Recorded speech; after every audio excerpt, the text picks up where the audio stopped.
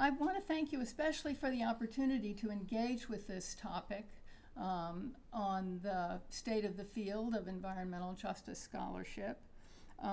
It's, the field of environmental history is ever shifting and changing. The currents the tidal currents are many. But the essential roots of it, I think, in the environmental justice movement that have really advanced our collective understanding, not only of activism, but of policies, of ideologies, of theoretical frameworks that have really propel and emerge from this socio-ecological movement.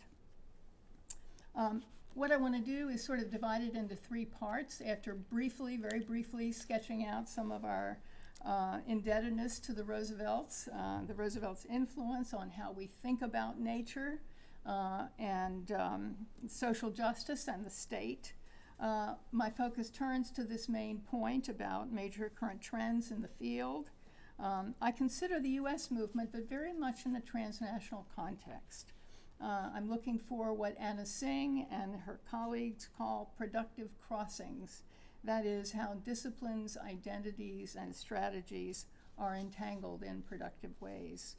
And then I've got a few closing paragraphs about where we are in the climate crisis and the struggle for democracy.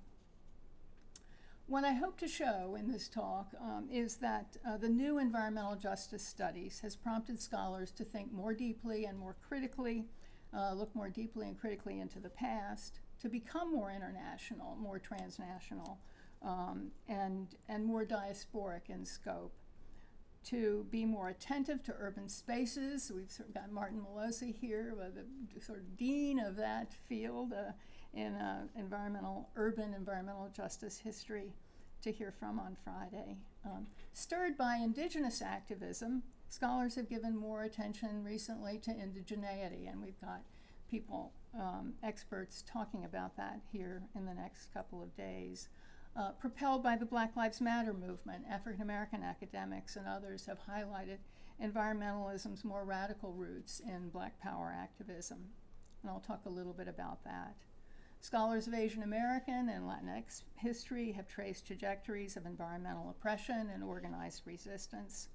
Also, I think we've seen scholars move in the 90s and since to analyze anti-environmentalism more fully and to theorize speciesism in environmental justice terms. As the climate crisis worsens and awareness grows, environmental justice scholars, especially in the past decade, have become more directly attentive to climate, in the context of which displacement and diaspora become major themes. So we won't be able to address all of these themes today. At most, I hope to trace some currents, but along the way, I hope to suggest some areas for future study. And I look forward to all the papers, and already the conversation around the edges is very stimulating and thought-provoking. So that's been a wonderful element already of your organizing efforts for this conference. So first, Rooseveltian legacies. Theodore Roosevelt, of course, is well known, but we need the little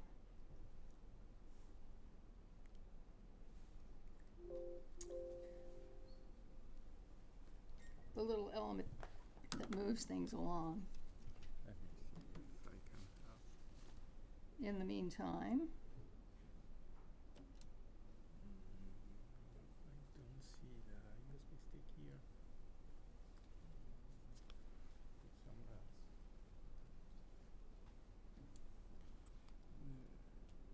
It used to be the USB stick here, but I don't find it now. No.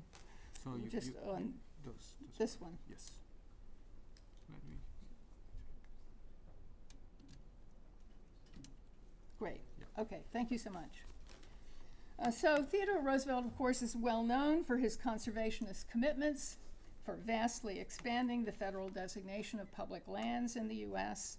as conservation enclaves. He came into office as what Doug Brinkley has called a tight-fisted reformer, tackling the laissez-faire policies of the Gilded Age capitalists, practices that had devastated physical landscape and human health.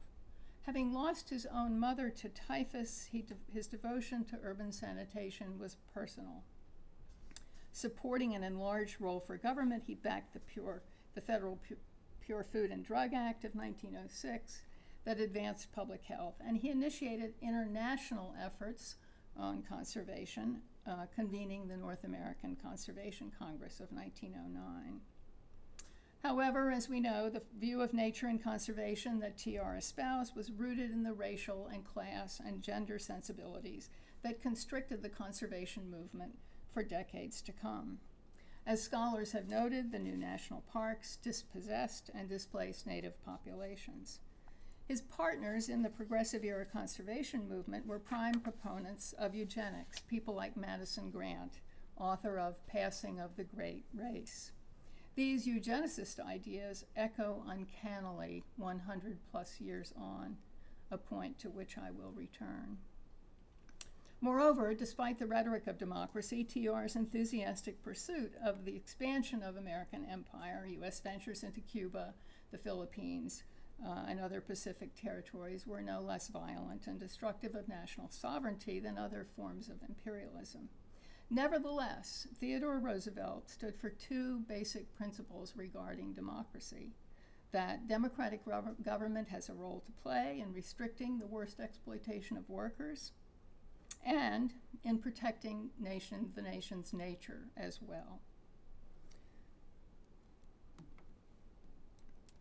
As we turn to Franklin Delano Roosevelt, a self-styled upstate New York tree farmer, we see the expansion of democracy to include greater numbers and different sectors. New Deal programs, of course, promoted economic recovery, natural resources conservation and development, and brought more citizens into the national project. The New Deal matters today, as Eric Rauchway wrote in his 2021 book of that title, because without it, the social safety net disappears. As important as the economic programs of the New Deal were and are, so much so that some of them are at the center of political wars today, they did not help everyone. Government-sponsored housing discrimination, as critical race scholar Kimberly Crenshaw succinctly explained it in a recent NPR interview, segregated neighborhoods were the product of federal policy that continues to create material differences in wealth and health to this day. Rob Gioeli is not here yet, but he's going to elaborate on this on Friday. Nevertheless, the two Roosevelt presidencies, as Dario has pointed out, began to provide, quote, a solid legal foundation to the protection of the environment in the U.S. And then we have Eleanor, who, as Dario explains, unceasingly supported environmental education, foresaw desertification, endorsed conservation measures, and cautioned against the exploitation of natural resources. Eleanor embraced racial democracy and globalism.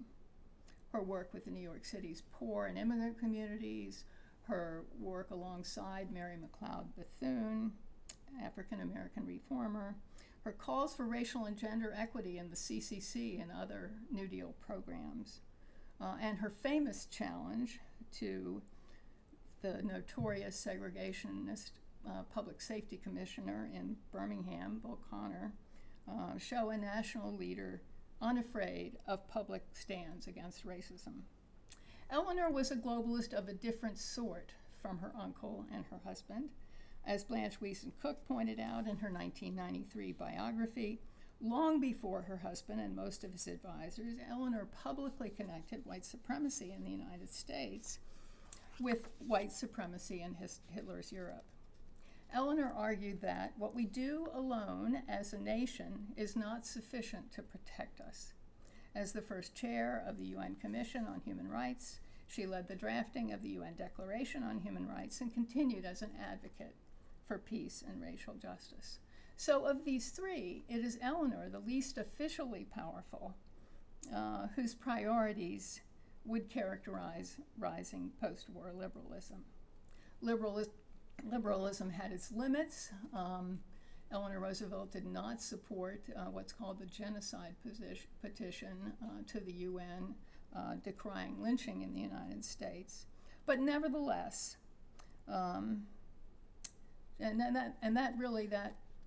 Tim Keyes points this out in that same volume that your article is in, that kind of symbolized the widening division between moderates and radicals within the movement for Black liberation.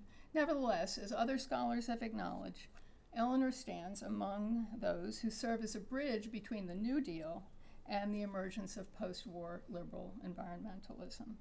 So, in many ways, we're still wrestling with the big topics that these three most prominent members of the Roosevelt family were concerned with: the conservation of nature, the workings of race and empire, the role of government in regulating the prerogatives of capital versus the rights of working people, challenges to the practice of democracy, and the overarching significance of human rights. So, skipping forward to the 1980s and 90s, the environmental justice movement then begins to shift how we understand nature and public health, gradually redefining environmentalism to encompass the places that most people, as Dana Alston defines it, I don't need to say this to the group here, where the places where people actually live, work, and play. Path-breaking environmental justice scholars like Bob Bullard, Beverly Wright, Dorcetta Taylor, Bunyan Bryant, Paul Mohai, lawyers like Luke Cole, and others, focused on presenting demonstrable evidence that racialized geographies pervade the landscape with devastating consequences for human health. In law review articles in the popular press, you could see this all through the 90s, that the questions that were raised by sociologists, by political scientists, by attorneys were, how did environmental justice actually manifest itself on the landscape? Was environmental injustice a product of economics rather than class, rather than race? How could environmental inequality actually be measured? These were questions of distributive justice, and the conversation was often delimited by what remedies were and were not available at law. Then, by the late 1990s, historians began seeing a need to turn an environmental justice lens on the past to illuminate the long-standing structural inequalities that undergird environmental injustice in the present. People like Martha Stewart turned all the way back to the slavery era. Taya Miles' book, The Dawn of Detroit, on slavery in Detroit, is sensitive to environmental elements of that story. Political scientist Kimberly Smith pointed out in African American Environmental Thought that Black intellectuals had long concerned themselves with, quote, humans' relationships to the natural world and how they are affected by the justice or injustice of their social arrangements. Environmental epidemiologist Sylvia Hood Washington in 2008 launched the periodical Environmental Justice, a journal focused specifically on the field. So it became clear there was a long environmental justice movement. The African American intellectuals, W.B. Du Bois in Negro Problems of Philadelphia,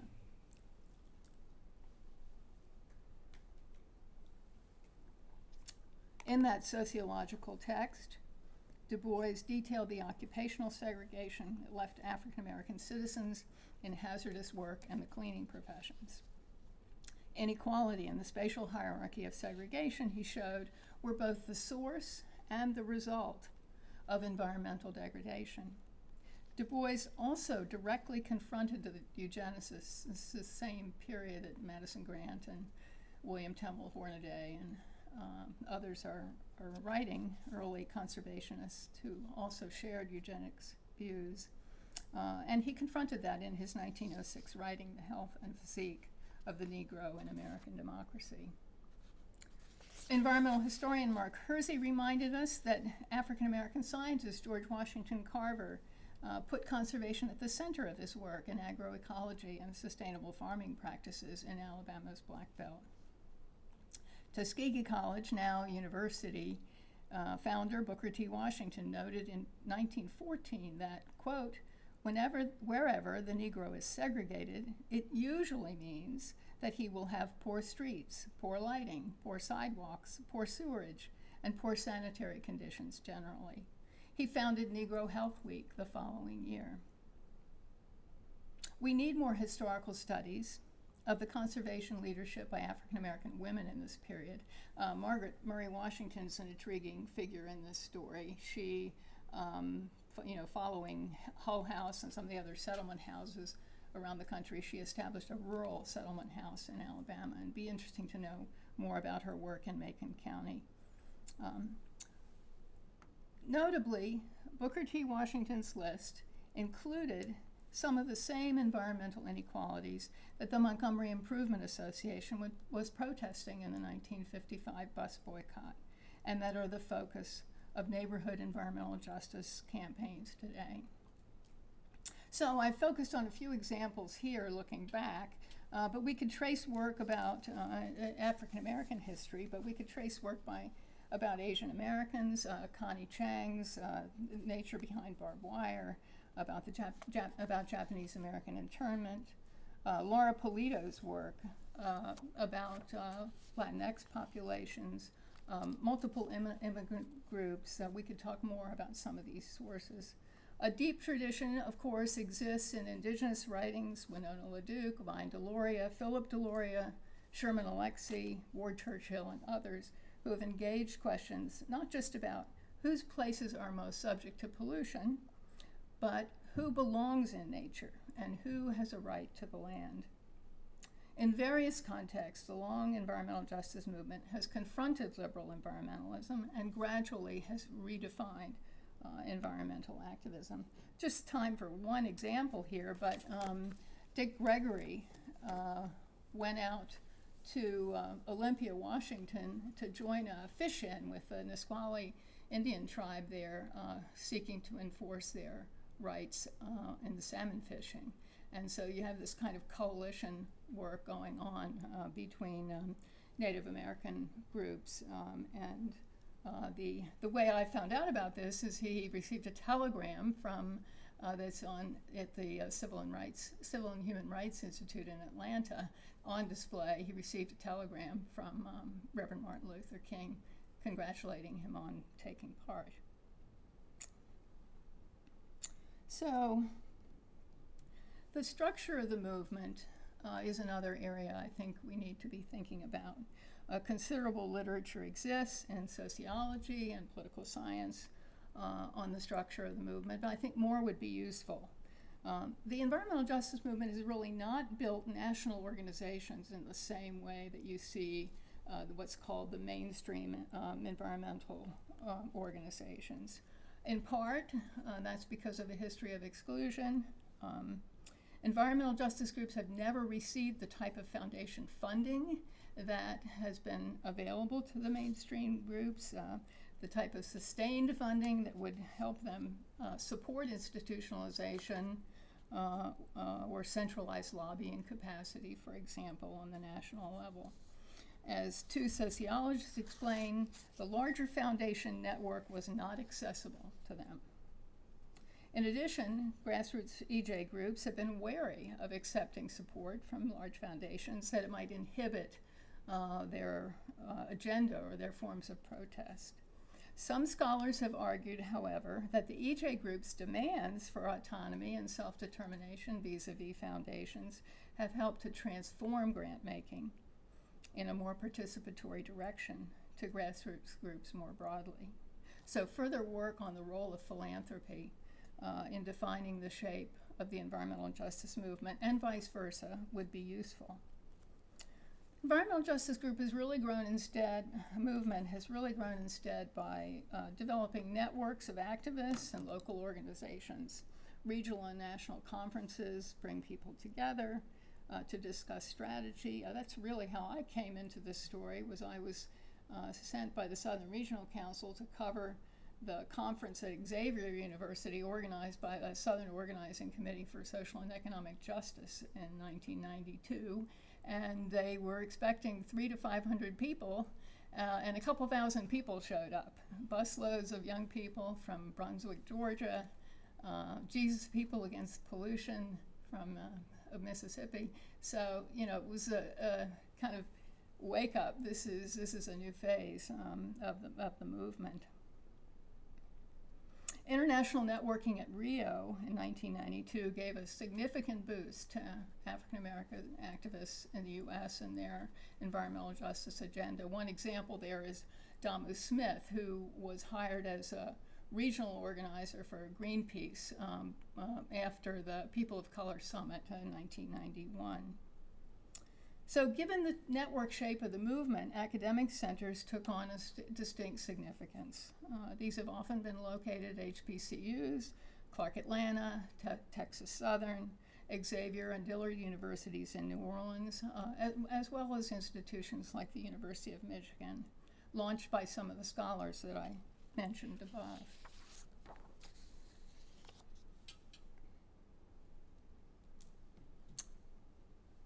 By the early 2000s, scholars had identified a new phase of scholarship, which sociologist David Pellow later named critical environmental justice studies.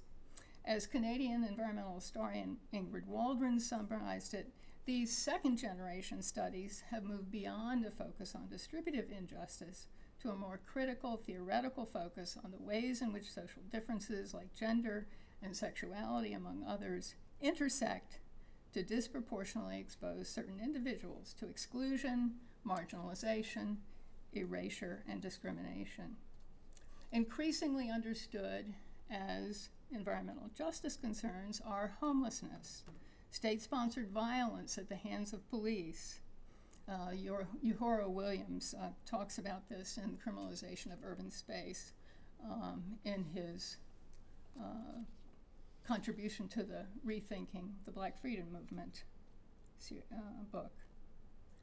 Access by people of color to the healthful benefits of parks and green spaces. Carolyn Finney explored that in her 2014 book, White Spaces, Black Faces. So this more recent work is intersectional, it's interdisciplinary. Gender-focused accounts are illustrative here. Scholars like Amy Hay, who we're going to hear from at the conference, describe women's environmental activism around toxic chemicals in the U.S. Questions of scale become prominent in this work, with a focus on the body and diverse ecologies. Linda Nash is in this vein, or a little earlier, but in this vein, Linda Nash, for example, in Inescapable Ecologies, advanced the thesis that, quote, places could alter bodies as much as bodies could alter places. And I think this theme has actually been picked up more in disability studies than it has in the EJ, the environmental justice scholarship, but I think it's a theme that would be fruitful for scholars interested in linking environmental justice and disability to explore more. Arguments parallel the theoretical arguments of ecofeminist scholars demanding respect for local knowledge alongside of ethical science. Attention to geographies of space led to a series of accounts of place-based activism in communities across the U.S. Studies of the role of labor in environmental justice are beginning to appear, but we need a lot more work, I think, in that area. Currents merged and became richly interdisciplinary. Enormously influential is Rob Nixon's 2011 book, Slow Violence and the Environmentalism of the Poor. We were talking about this briefly earlier. Working in literary criticism, Nixon analyzed literary contributions from around the globe, calling attention to environmental racism as a form of slow violence, violence that accrues gradually and out of plain sight. The book itself was interdisciplinary. The theme, environmentalism of the poor, actually comes from the vantage point of economics from Juan Martinez Allier and Ramachandra Guha. So this the field really expanded from its modern roots in sociology and political science to encompass ecological economics, the environmental humanities, and more. Historical studies of environmental injustice also took a global turn. Couple of examples here. Susan Rankin-Bohm's excellent 2015 account, Toxic Injustice, chronicles the chemical exposures of workers by Dow and Shell and Dole and Chiquita in the fruit fields of Florida and Hawaii and Central America. Greg Mittman's most recent book, Empire of Rubber, about Firestone Tire's exploitation of rubber workers and the ecological destruction of Liberia, is another recent example. Demands for climate justice, for native sovereignty regarding oil and gas pipelines, and the racial reckoning impelled by the Black Lives Matter movement against anti-Black police violence have shifted the currents regarding environmental justice. Pipeline protests in the US and Canada have pushed to the fore questions of native sovereignty and land justice. As Lower Brule Sioux tribe member and scholar Nick Estes describes in Our History is the Future, the coming together of the Dakota Access Pipeline struggle at Standing Rock brought together more than 300 tribes and their allies from US and Canada. And it was a significant show of solidarity, a really pivotal moment in the US environmental justice movement. And I think we're going to hear some more about that in one of the panels, Kathy Mykoff's talk about the impact on women of some of the pipeline centers in the next couple of days. The Standing Rock fight merges several currents of environmental activism: indigenous sovereignty, water protection, anti-corporate energy campaigns, and climate justice. While the Dakota Access Pipeline fight is ongoing, activist coalitions in the US have achieved several pipeline victories, halting the northern route for Keystone XL, stopping the Atlantic Coast Pipeline through the mid-Atlantic states, and the big victory in Memphis, stopping the Byhalia Connection Pipeline, slated for an African-American community in South Memphis, Tennessee. None of these fossil fuel expansions would have been stopped without vigorous organizing and broad environmental justice coalitions. Another development, a re-energized land-back movement is moving forward in the US, gaining momentum and allies.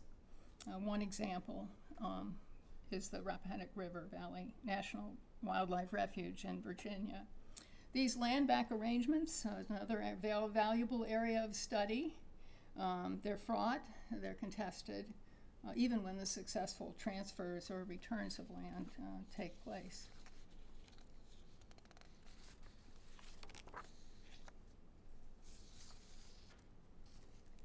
EJ scholars rediscovered Nathan Hare's April 1970 article in the Black Scholar on Black ecology. In that essay, Hare pointed out that Black ecology set forth a more revolutionary vision than the reforms envisioned by the mostly white ecology movement. Scholars were also connecting Black power with decolonial environmental justice. One recent example, and an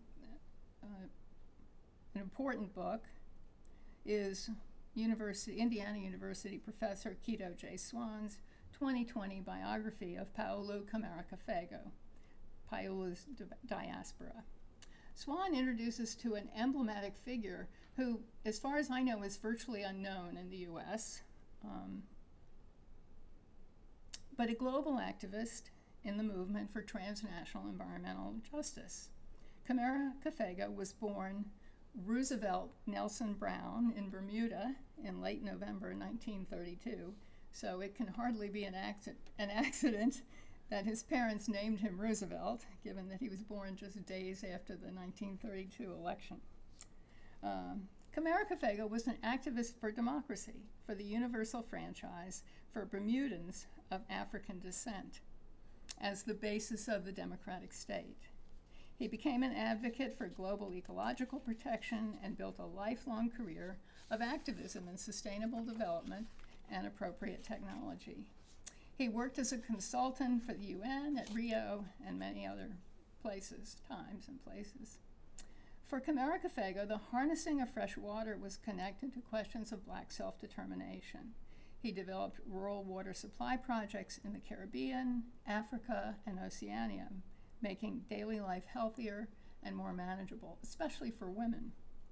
So why does a Bermudan figure so prominently in a paper about U.S. environmental justice activism? Camaricafego's transnational organizing skills came in part from his experiences in the U.S. South. He went to college at Orangeburg, South Carolina, and participated in the civil rights protests there. He was introduced to ecology in the 1950s by a biology professor at North Carolina College, which is now North Carolina Central, an HBCU in Durham. So one area for study is the role of HBCUs in the environmental justice movement. Been absolutely critical. He earned his PhD in California.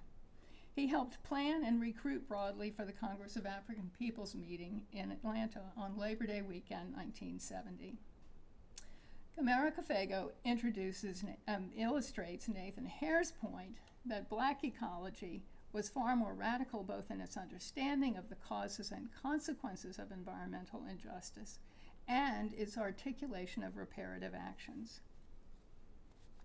He was heavily surveilled by US, by the British, by other places in which he worked. And it shows how this wing of ecology activism, one way it disappeared from view is because of that kind of repression from the various state apparatus. But it shows this wing of ecology activism that's linked to Black internationalism.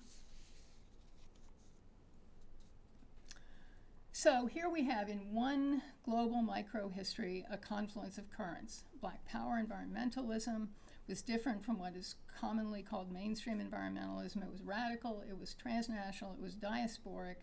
It asserted the connection between self-determination and land. So what has all this activism meant for policy? Some scholars, David Pellow is one sociologist, who've raised questions about the extent to which EJ activists have relied on the state to mitigate disparate pollution. The state, after all, has for too long perpetuated environmental injustice at government facilities, military especially, and otherwise. However, I would argue that few of the activist leaders who are active in pressing the EPA have major illusions about federal and state constancy on this subject. But they've followed a path established by the organizing tradition in the civil rights movement, placing an emphasis on working through local organizations and regional networks to press the EPA to respond. They've participated in the NEJAC, the National Environmental Justice Advisory Council, and now the WEJAC. The White House has established now a White House group which advises the president. And recently, it appears that that work has very much borne fruit. Michael Reagan, the EPA administrator, came to his home state of North Carolina September 24th. This had just happened at the site of a PCB waste landfill that is widely regarded as the launching point of the modern EJ movement, and announced that the EPA is consolidating 3 smaller sub-agencies into an Office of Environmental Justice and External Civil Rights, one stronger agency, quadrupling the staff to 200, and, quote, elevating to the highest level at the EPA with a budget, and this is Reagan's emphasis, of $3 billion with a B to carry out its work. Reagan very much acknowledged the unrelenting advocacy of local activists as a reason for the EPA's decision. In addition to this, there are a trio of other actions Mary Martin just made note of one of them, which is the President Biden's executive order on Inauguration Day 2021. Also, the passage of the Inflation Reduction Act, largely been embraced by climate and public health, by activists for its job provisions and its climate action. 16.8 billion for environment and climate justice block grants, tribal and Hawaiian climate resilience investments, the extension of the Black Lung Disability Trust, and other provisions. The Act has limits, some of which are specifically fail on environmental justice grounds. It incentivizes capturing carbon emissions, which can prolong the life of aging oil and gas facilities, many of which are in communities of color. A huge disappointment that part of the way Majority Leader, House Majority Leader Chuck Schumer got the deal with West Virginia Senator John Manchin, actually revived a once defeated pipeline through Virginia and North Carolina. And it didn't include the money for black farmers facing discrimination. Another positive development, though, the third in this trio, is reinstating the polluter pays Superfund trust fund tax, which lapsed in 1995, and many of those places are in communities of color and low-income neighborhoods, and the EPA has said they will use that fund to deal with a backlog of cleanup projects. So some progress there. In the past decade, environmental justice activists have taken on climate justice in a more focused way. And I've just mentioned here Amia Motley. People may have seen this speech from the Glasgow Conference of the Parties. It's an amazing speech, a good teaching tool. She said there, national solutions to global problems do not work. So you hear echoes of Eleanor Roosevelt there. Code red to the G7, code red to the G20. She demanded of the big powers, try harder, all but directly calling out the US. And so these links internationally are developing again. Displacement is a big issue. By 2012, Marshallese, 4,000 Marshallese Islanders were living in Arkansas. People may know about this, chicken poultry plant workers, migrating to what one scholar called the new epicenter of the planet-destroying free market economy. We can talk about digital ecologies and data justice. Maybe we'll talk about that a little bit in the Q&A. But I want to turn finally to the present moment and the need to reinvigorate democracy. Scholarship and activism alike cannot persist without addressing the current context, and that is the existential threat to democracy. We can acknowledge there's been considerable damage to people and our habitus that governments and corporate entities have enacted in democratic countries. Still, the maintenance and expansion of democratic governance is essential to finding a way forward to social, economic, and climate justice. We see a qualitative change in the threat to democracy after 2016, one that became evident to all after the assault on the US Capitol in January 2021. The crisis, we can see, is made more intense by Russia's ongoing war in Ukraine, the heartbreaking damage and displacement inflicted on Ukrainians, their territory, and the extended impact on people and economies and the climate globally.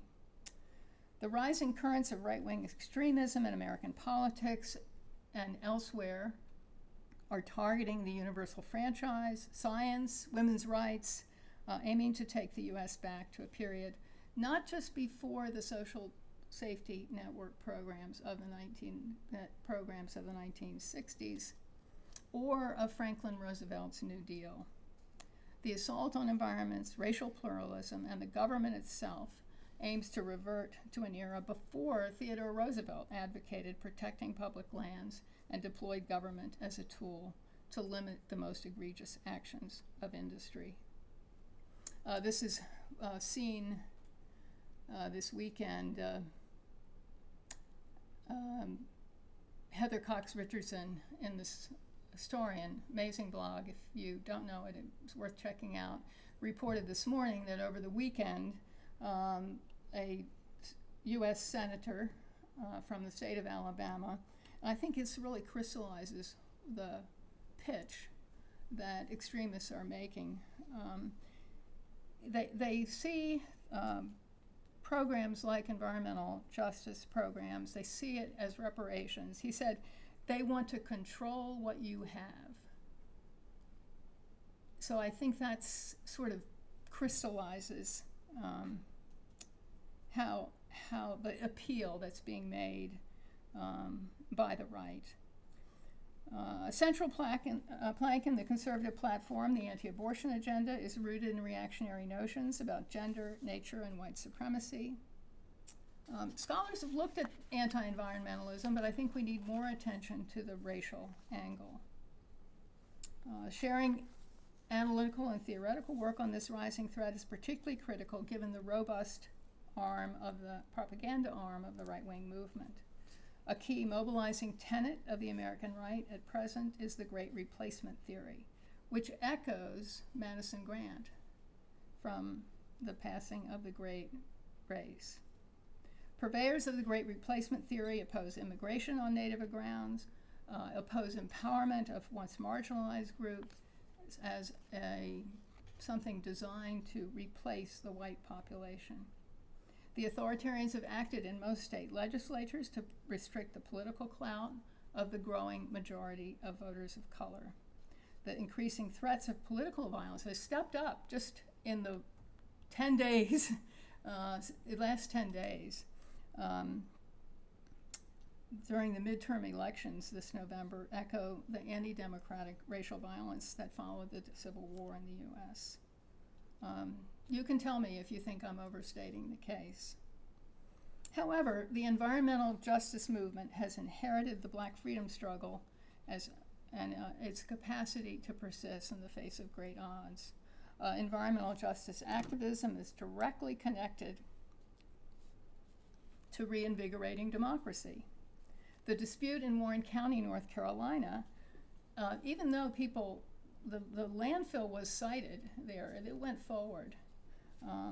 But activists won local elections, and 10 years later, Eva Clayton was elected first African-American North Carolina sent to Congress since 1901. So we have a moment here where we can really make a difference as scholars, working with the forces on the side of democracy, a serious question about how this coalition against the authoritarians is going to be formed, is going to take the centrist and right-leaning Democrats, left wing of the Democratic Party, independents, centrist Republicans, to challenge the environmental forces that are advancing an extremist agenda. It requires bringing together people who have a fundamental critique of capital with people who represent it, uniting people with different views on the state, but who believe in democracy. This difference actually plays out in the climate movement in specific strategies. That's my ending.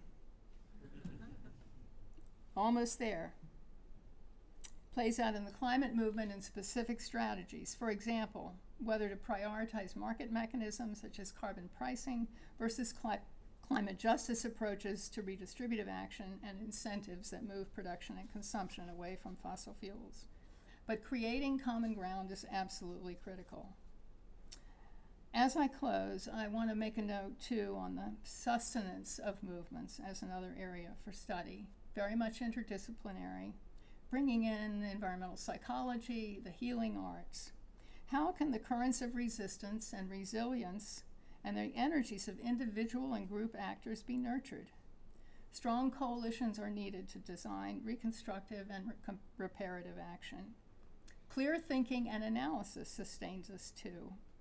Environmental justice scholar advocacy has bridged a significant divide, listening deeply not only to scientific and other scholarly excerpts, but also to the generative wisdom that emerges out of struggle. Let us go forward with that commitment in our work. Thank you.